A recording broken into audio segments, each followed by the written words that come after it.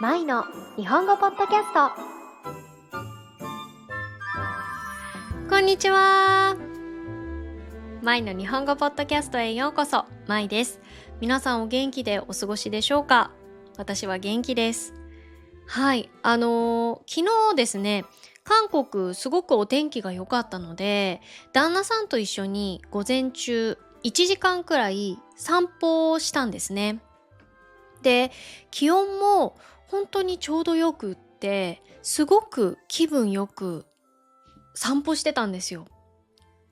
そしたら、なんか道に虫がね、歩いてたんですよ。だから、何の虫だろうと思って、近くに寄って見てみたんですね。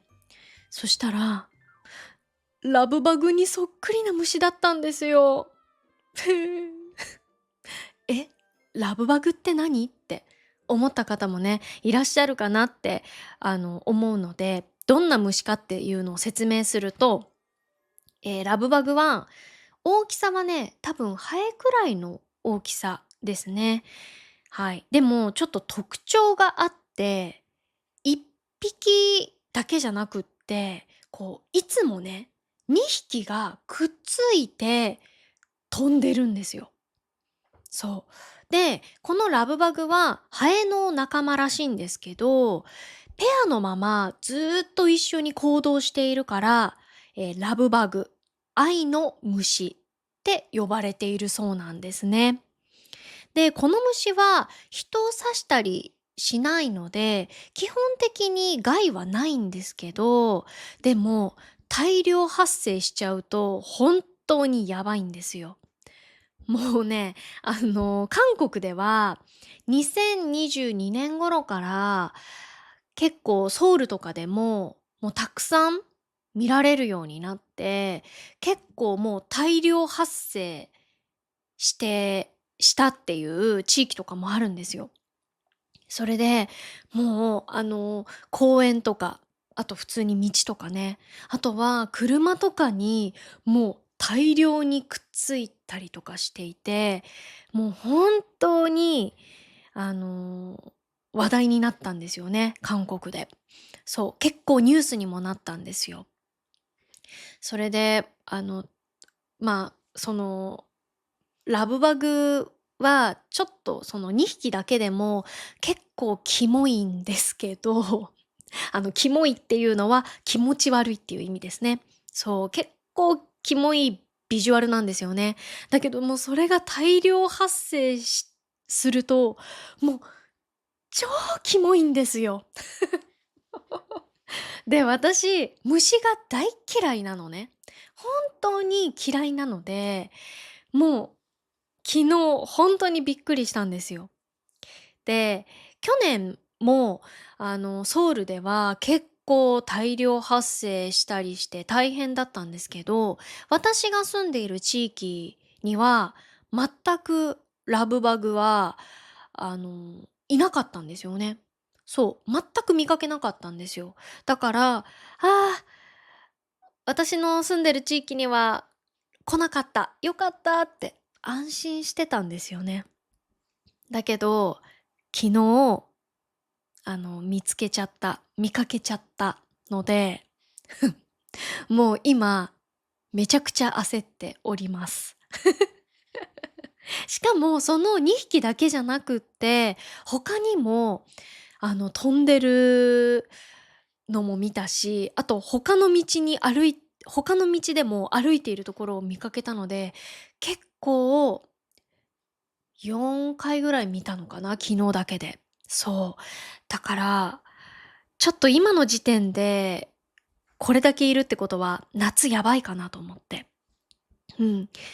で、昨日散歩から家に帰ってきて、すぐに、ラブバグについて調べたんですよ。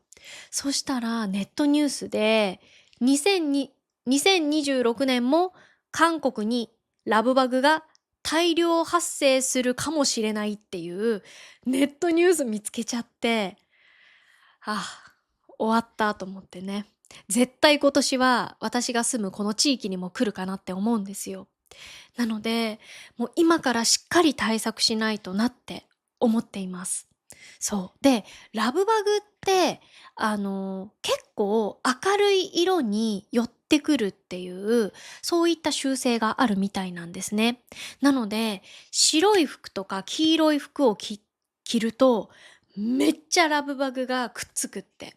だから、明るい色は着ちゃダメだよって、言われてたんですよ。そう。それで去年、面白いのが、去年もソウルでもね、結構大量発生しちゃってたので、みんなラブバグに近寄って欲しくないから、真っ黒の服みんな着てね、そう、ソウルの街中が真っ黒の真っ黒い人たちで溢れてたっていうのをね、聞きました。そう。あ、もうみんな嫌なんだなと思って、ちょっとそれは聞いた時面白いなって思いました。でもね、本当にくっつかれたらたまったもんじゃないですからね。うん。なので私も、もうこんな服は着られないですよね、だから。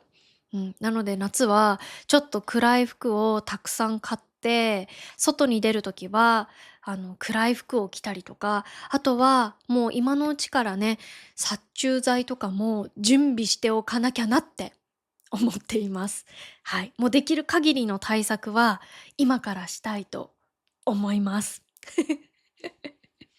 はい。まあそんなね、昨日は衝撃的な一日でしたね。はい。うん。はい。ではね、今日のエピソードに、ついてなんですけれども、はい。今日は母の日についてお話ししていきたいなと思います。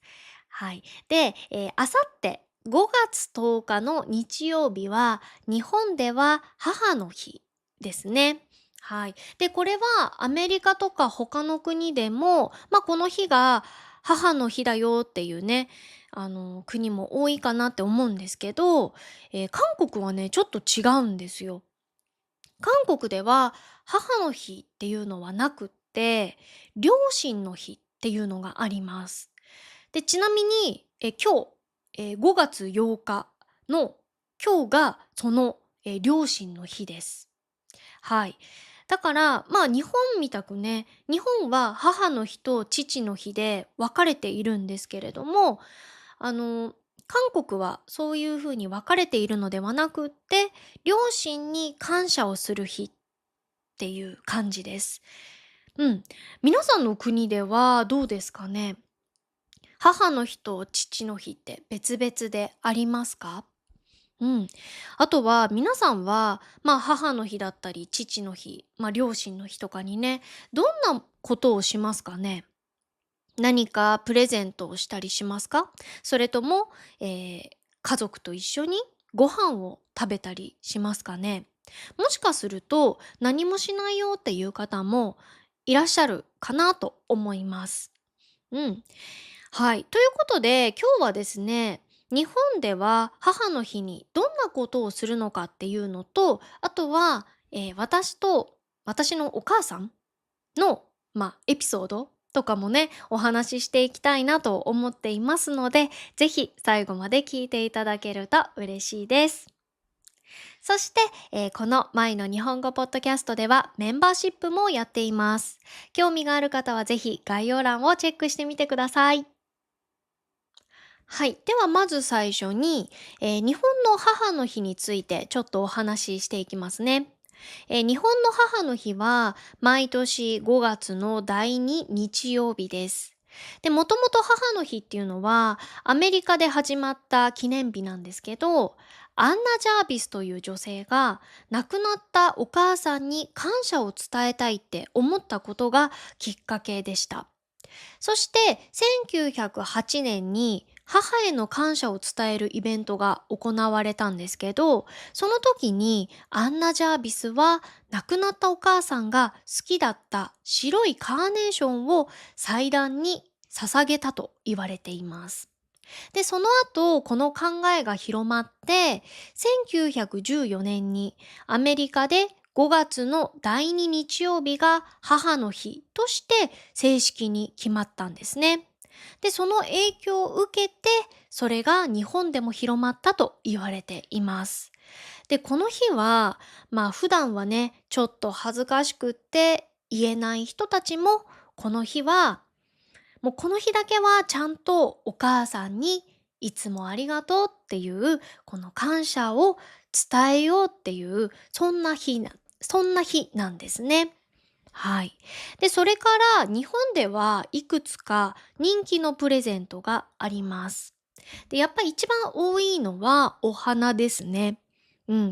本当にたくさんの人たちがお母さんにお花をプレゼントします。はい。で、その中でもやっぱりカーネーションが一番有名です。で、カーネーションは、女性の愛とか、あとは純粋な愛情っていう意味を持つお花なんですね。なので、母の日に贈るプレゼントとして選ばれることが多いです。で、カーネーションの色にもちゃんと意味があって、例えば赤いカーネーションだったら、母への愛、あとは愛を信じるとかね、こういった意味があります。あと、ピンクのカーネーションは、感謝とか温かい心、それから、上品とか気品っていう、ちょっとポジティブな意味がたくさんあるんですよね。はい。なので、この赤いカーネーションとピンクのカーネーションは、結構カーネーションの中でも人気の色かなと思います。はい。一方で、白いカーネーションは、亡くなったお母さんを偲ぶっていう意味があります。で、この偲ぶっていうのがどういう意味かっていうと、亡くなった人だったりとか、あとは過去のことを思い出して、心の中で大切に思うことを偲ぶと言います。はい。あと、ちょっと面白いのが、黄色いカーネーションなんですけど、実はこれはあんまり母の日にプレゼントするのは良くないって言われているんですよ。というのも、その黄色いカーネーションの花言葉に、軽蔑とか、あとは嫉妬っていう、ネガティブな意味があるそうなんですね。はい。で、もちろんポジティブな意味もあるんですよ。友情とか。そういった意味もあるんですけど、やっぱりネガティブな意味も含まれているので、ちょっと母の日には避けた方がいいかなっていう感じですね。はい。で、この軽蔑っていうのがどういう意味かっていうと、相手のことを下に見て、こうバカにしたりとか、あとはこの人は良くないとか、価値が低いって思うことを軽蔑と言います。あとは、ケーキとかチョコレートとか甘いもの、スイーツ系をプレゼントする方も多いですし、あとはエプロンとかちょっとした雑貨、実用的なものをプレゼントする方も中にはいます。で、この母の日っていうのは、高いもの、そんなに高いものをこうプレゼントするっていうのではなくって、とにかく気持ちが何よりも大切っていう、そういった考え方が強いかなと思います。それから日本の母の日の過ごし方なんですけど、実はね、あんまり日本ではこう母の日を盛大にお祝いするっていうことはあんまりありません。例えば大きなパーティーを開いたりとか、サプライズで盛大にお祝いしたりっていう、そういったことよりは、少し落ち着いた過ごし方をする人が多いかなと思います。お花を渡したりとか、あとは一緒にご飯を食べたりとかね。そんな感じで静かにありがとうを伝えるみたいな。そういったイメージですね。多分それって日本の親子関係にも少し関係があるんじゃないかなって私思うんですよ。うん、なんか日本人ってこう普段はあんまり「ありがとう」とか「大好きだよ」っていう、そういった感情をこう言葉でストレートに伝えるっていうことがそんなに多くないんですね。そう、もちろんこれは人によります。なので、毎日お母さんに、お母さんありがとうとか、お母さん大好きだよって言う人も中にはいると思います。でも、全体的に見ると、あんまりいないんじゃないかなって思うんですね。そう。これは親子関係に関わらず、結構恋愛でも日本人はそうかもしれないんですけど、やっぱりカップルとか夫婦とかでも、愛してるよとか、いつもありがとうって言わない人が多いんですよね。うん。これも本当に人によってなので、いつもありがとうってね、パートナーに言う人もいると思うんですけど、でも、他の国に比べると、ストレートに愛情表現をしたりするっていうのは、日本人は少ないのかなって、思いますね。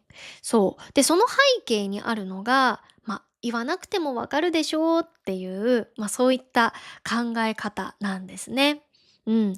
やっぱり長い時間一緒に過ごしている家族だからこそ、わざわざ言葉にしなくっても気持ちは伝わっているはずっていう、そういった感覚ですかね。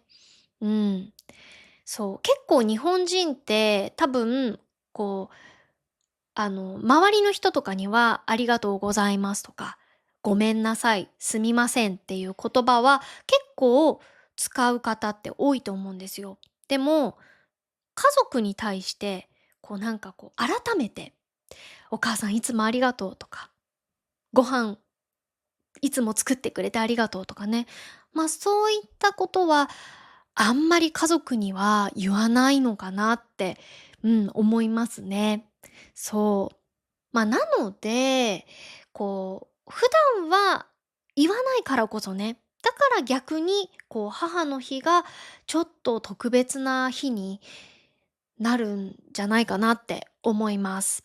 そう。普段はありがとうとか言わないからこそ、この日だけはちゃんとありがとうとか、いつも感謝してるよっていうことを言うきっかけ、になるんですね。はい。なので、日本の母の日っていうのは、すごく派手なイベントとかではないんですけど、でもその分、一つ一つの言葉だったりとか、行動に意味がある。そんな日なのかなって感じますね。で、私は今年の母の日、お母さんに何をプレゼントしようかなってすごく悩んだんですよ。それで最初はお花を贈ろうかなって考えたりもしたんですけど、実はね、うちのお母さんがちょっと前から腰を痛めてしまって、うん。で、ちょっと思うようにね、動けなくなっちゃったんですよ。それで今は、前よりはね、ちょっとずつ良くなってきてはいるみたいなんですけど、でも、やっぱりまだ、ちゃんとしっかりと動くっていうことができないみたいなんですよ。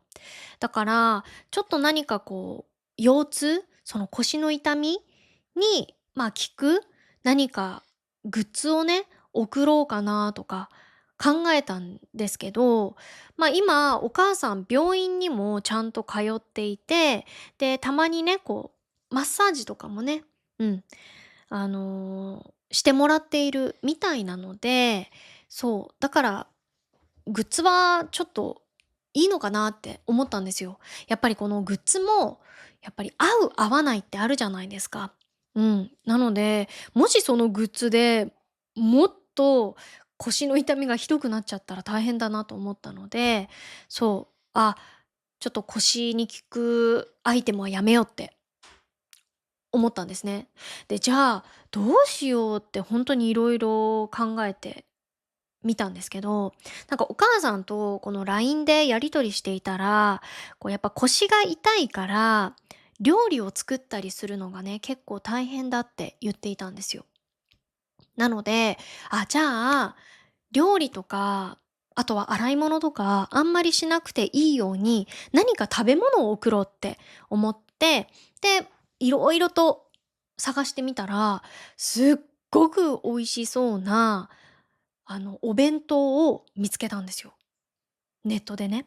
そう。で、冷凍のお弁当なんですけど、もう本当に袋を開けて、で、そのお弁当をレンジでチンすれば、もうすぐ食べられるっていうものだったので、料理しなくていいし、洗い物もする必要ないじゃないですか。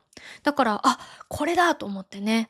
そう。なので今年の母の日のプレゼントは、その冷凍お弁当のセットを送ることにしました。はい。そう、で、写真で見た感じ、もうすごく美味しそうで、もう色とりどりでね、そう、お野菜もたっぷり入ってるし、あとお肉もあるし、ご飯もすごく美味しそうだったので、なんかバランスも良さそう。うん。栄養たっぷりのお弁当だなと思ったので、そう、そのお弁当にしました。で、レビューとかもチェックしてみたんですけど、すごく評価も高くって、うん、今まで食べた冷凍お弁当の中で一番美味しかったですとかね、すごい、一つ一つのおかずも美味しくて、リピートしてますとか、そういったコメントもあったので、そう、ちょっとレビューも信じて買ってみました。で、もしお母さんがそのお弁当美味しいって言ったら、またね、そのお弁当のセットを買って、家に送ろうかなって、思っています。はい。なので、そのね、もう注文してあるので、あさっての日曜日にね、届くようにしているので、お母さんがね、喜んで食べてくれるといいなって思っています。はい。それで、今日のね、エピソードが母の日ということで、私たち親子の思い出話についてもちょっとお話ししたいなと思います。はい。まずね、私たち親子って、もうすっごくめっちゃ仲良しなんですよ。うん。結構ね、周りのお友達からも、舞ちゃん親子ってすごい珍しいぐらい仲いいよねって言われたりするんですけど、結構本当に、一緒にいろんなところ遊びに行ったりとか、あとは旅行とかにもね、よく行っています。はい。で、私が兄弟がいなくて一人っ子なんですよ。うん。でも、兄弟いないんですけど、なんかお母さんが、お母さんなんだけど、どこかちょっと姉妹の感じもあるというか、お姉ちゃんみたいな存在でもあり、あとは親友みたいな存在でもあるっていう、ちょっとそういった関係性なんですね。うん。それで、日頃から本当にいろんな話したりとか、いろんなところ出かけたりしているんですけど、私がお母さんとの思い出でね、一番忘れられないのが、20歳の時に、私が20歳まで育ててくれて本当にありがとうっていう気持ちを込めて、初めてお母さんに旅行をプレゼントしたんですよ。そう、広島に行ったんですけど、2泊3日の広島旅行に一緒に行ったんですね、2人で。そう。で、それが本当に初めて、プレゼントした旅行だったんですけど、本当に楽しくって。で、広島自体すごくいいところなんですよ。うん。私が今まで行った日本旅行の中で、結構もう1位、2位を争うぐらいの良かったなって思うところなんですね。そう。で、またね、この広島については、また別のエピソードでね、ご紹介できればなって思うんですけれども、そう、もうほんと広島って遊ぶところもたくさんあるし、観光地とかもたくさんあるし、あとご飯もすごく美味しいんですよ。うん。それでね、もうたくさんいろんなところ行って、いろんな美味しい食べ物もその時も食べたんですけど、あの、広島に宮島っていう場所があるんですね。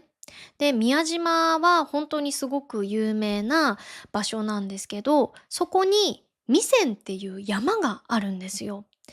で、その山までこうロープウェイで登っていくんですけど、歩いても行けますね。多分歩けば1時間ぐらいで、頂上に着くっていう感じの山なんですけれども、その弥山に登った時に、その弥山から眺めた景色、うん、これがね、本当に今でも忘れられないくらい鮮明に残っているんですけど、もうその時、私もお母さんもあまりの景色に、もうあまりにも素晴らしい景色だから、もう言葉が出なくて。うん。で、2人でね、本当に何も一言も話さず、ただただ2人で並んで、10分から15分ぐらい黙って、その景色を見たんですよ。うん。で、それがね、もう本当に今でも忘れられなくって、お母さんも全く同じなんですよね。お母さんも私との思い出で一番強く残っているのが、やっぱりその広島旅行みたいなんですね。うん。で、その味仙から眺めた景色が本当に忘れられないってお母さんも言っているんですけど、うん。なんかその時に、本当にお母さんを連れてこれて、うん、良かったなって、その時にすごく思ったんですよ。こんな素晴らしい景色を大好きなお母さんと一緒に見れて本当に幸せだなって。うん。で、やっぱり本当に喜んでくれてたので、すごく、それも嬉しかったですね。うん。なので、私はお母さんに、物をあんまりプレゼントしないんですよ。物じゃなくって、だいたいいつも旅行をプレゼントしています。そう、やっぱり、物もね、プレゼントしたらもちろん嬉しいとは思うんですけど、旅行ってなんか一緒に思い出が作れるじゃないですか。なので、私は最高のプレゼントだなって思うんですよ。うん。なので、お母さんの誕生日とか、あとは特別な日とかにはね、そう、旅行に連れて行くっていう風に決めています。そう。これはお母さんだけじゃなくって、旦那さんに対してもそういう思いがありますね。やっぱりなんだろう、ものではなくって、思い出を一緒に作りたいっていう風に思うので、何かどこかにね、一緒に行って、連れて行ってとかね、そう。あとは旅行もね、旦那さんにもプレゼントしたいなってすごく思っています。はい。で、その広島旅行がね、もう本当に本当に楽しくって、すごくいい思い出になったんですけれども、実はその広島旅行であるハプニングがあって、そのせいで、より忘れられない思い出になったっていうのがあるんですけど、広島って牡蠣がすごい有名なんですよ。貝の牡蠣ね。うん。で、あの、生牡蠣とか焼き牡蠣とか蒸し牡蠣とかね、いろんな食べ方で食べられるんですけど、私たち親子はすごく牡蠣が大好きなので、その広島旅行でもめっちゃ牡蠣を食べたんですよ。うん。で、特に生牡蠣が私たちは好きだったので、そう、結構ね、生牡蠣を食べたんですよね。そう。それで広島旅行から帰ってきたんですけど、その後、その牡蠣で当たってしまって、ノロウイルスになったっていうね。そう、もう最悪な結末っていう感じになっちゃったんですけど、もうね、そう、本当にすっごいひどい、あの、ノロウイルスだったんですよ。もう超辛かったです。本当に。多分、人生で一番、ノロウイルスが、辛い辛かったかなって思うぐらい、そう、インフルエンザとかよりも、もう比べ物にならないくらい辛かったです。はい。で、でも、本当に良かったのが、その広島の旅行中にノロウイルスになったわけではなくって、お家に帰ってきてからノロウイルスにね、なって、体調を崩したので、それは本当に、不幸中の幸いかなと思いましたね。うん。でも、もう私たち2人ともノロウイルスになってしまって、で、もう病院に行った時に、もう今でも忘れられないんですけど、その病院の先生に、「もしかして、なんか生牡蠣とか食べた？」って言われたんですよ。で、「あ、そうなんです。実はちょっと、広島旅行に行ってて、で、その広島で、生牡蠣とか、焼き牡蠣とかを食べました」って言ったんですね。そしたらその病院の先生が、「ああ、なるほど。広島の牡蠣はね、結構他の地域の牡蠣に比べて、ちょっと当たると大変って言われてるからって。だから次もし広島に行った時は、ちょっと気をつけてね、みたいなこと言われたんですよ。うん。でも、私たちはそんなこと知らずにね、もうバクバク食べちゃったので、そう、本当に、その後はもう悲惨でしたね。うん、今でも忘れられないです。そう、それがきっかけで、もう私もお母さんも結構牡蠣に対してトラウマになっちゃって、食べるのにはかなり勇気が必要です。多分お母さんは未だに牡蠣が食べられないんじゃないかな。うん。だから本当にね、大好きなものが食べられないってすごい辛いですよね。そう、なので、本当に広島は大好きなんですけれども、ちょっと広島の牡蠣は、うん、食べるのに勇気がいりますね。うん、そう。なので、本当に最高に幸せな思い出だったんですけど、結局、結末が、こういったノロウイルスになるっていうね。そう。私ってね、結構何かしらこうなんですよね。